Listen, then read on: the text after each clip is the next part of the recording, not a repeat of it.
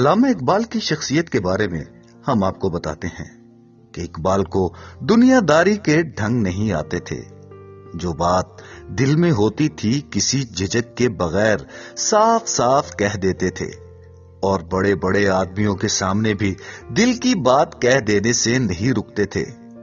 ایک دفعہ دلی میں وائسرائے ہند سے ان کی ملاقات ہوئی. وائسرائے نے ان سے کہا کہ آپ کل میرے ساتھ کھانا کھائیے.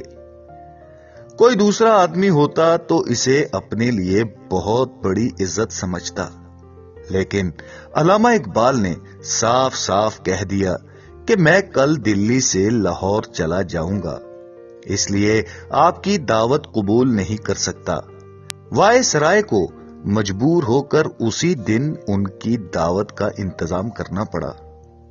وہ ایک دفعہ جو رائے قائم کر لیتے تھے اسے آسانی سے نہیں بدلتے تھے، مگر جب انہیں معلوم ہو جاتا کہ ان کی رائے صحیح نہیں تو اس پر اصرار بھی نہیں کرتے تھے.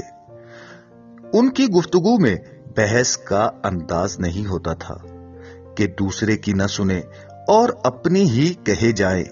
جب کوئی شخص کوئی معقول بات کہتا تھا تو خواہ کیسا ادنا درجے کا آدمی ہو اسے مان لیتے تھے. ہاں، کبھی ایسا نہیں ہوا کہ انہوں نے کسی ڈر یا لالچ سے اپنی رائے بدل دی ہو یا کسی بڑے آدمی کی ہاں میں ہاں ملائی ہو.